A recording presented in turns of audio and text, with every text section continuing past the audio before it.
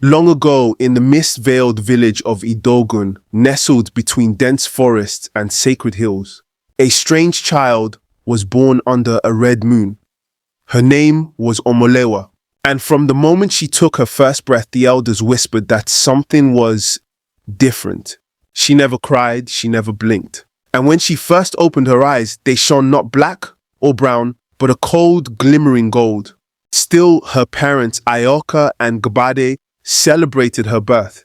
After 7 years of barrenness, Omolowa was their miracle. The villagers, too polite or too afraid, pretended all was well. But behind closed doors, they spoke in hushed tones. Her skin is too smooth. She never eats during the day. She stares at people as if she's reading their thoughts. But no one dared confront the family. Not in Idogun, where the forest spirits still walked at night. As Omolewa grew, so did her allure. By the time she turned 18, she had become the most beautiful woman in all the surrounding villages. Her skin glowed like moonlight on a river. Her voice was soft but commanding. Men fought over her. Girls envied her. Even elders hesitated before speaking harshly in her presence. But she never had close friends. She never joined the village girls to dance at festivals or fetch water at the stream. She only came out at dusk, draped in white, her long hair flowing down her back like a curtain of night, and always barefoot. When people asked Ayoka why Omolewa never married, despite so many suitors, her mother always replied, "She is waiting for a man with a clean soul." No one quite knew what that meant, but they accepted it. For who would challenge the family of such a mysterious beauty? The man with the clean soul.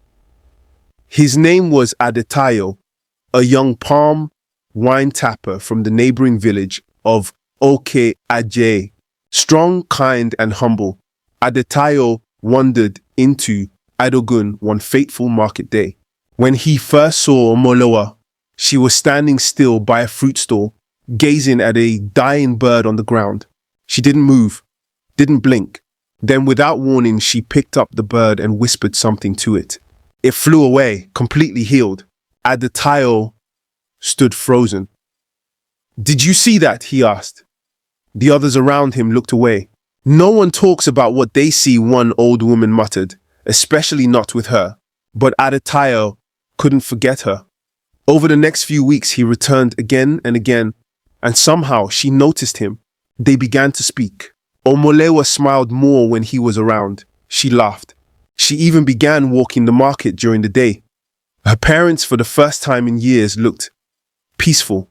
And so it came to pass that after 6 moons of quiet courtship, Omolewa agreed to marry Adetayo.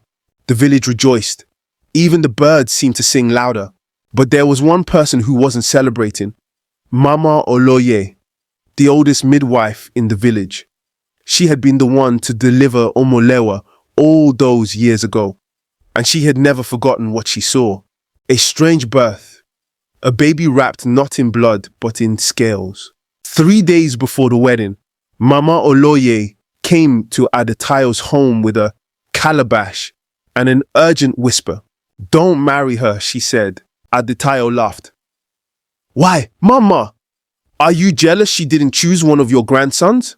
But her eyes were serious. "That girl was never meant to marry. She belongs to the spirits, to the ones that crawl beneath." Adetayo dismissed her. "She's kind, she's good, she saved a bird." "Snakes don't eat birds," the old woman interrupted. "They charm them." She handed him the calabash. "Break this outside your doorway on the wedding night, if you truly want to know who she is." He nodded politely and put it aside, but he didn't throw it away. The wedding was grand. Drums echoed through the hills. Dancers twirled in colorful wrappers. Even the sky seemed to hold its breath, painted in a reddish twilight. Omolewa looked like a goddess, draped in shimmering white lace, a beaded crown on her head, and not a drop of sweat on her flawless skin. Adetayo, dressed in royal blue agbada, beamed with pride. The ceremony passed in joy.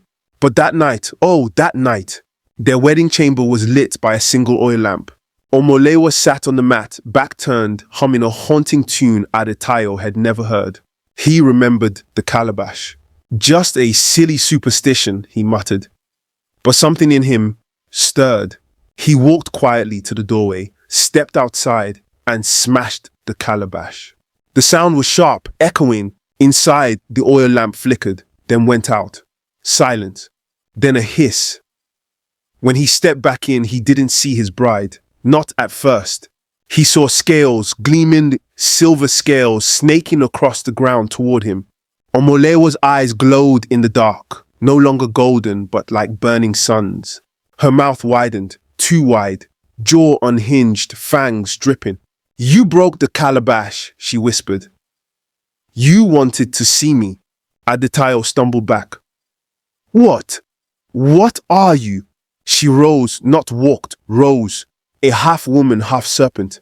"I was never meant for this world," she said. "I was sent to collect souls, men with clean hearts.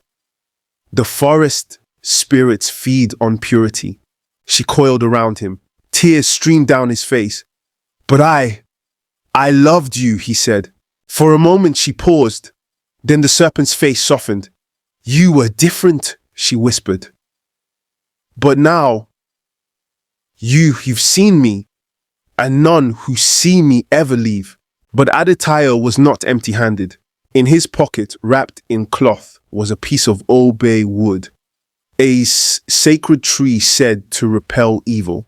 Mama Oloi had pressed it into his hand just before the ceremony, muttering a forgotten chant. He pulled it out and held it high. The snake woman screamed. Smoke burst from her scales. She shriveled back, retreating into shadow, hissing in pain. "You must leave now," she cried. "I cannot stay in this form any longer." She slithered towards the window, melting into the night.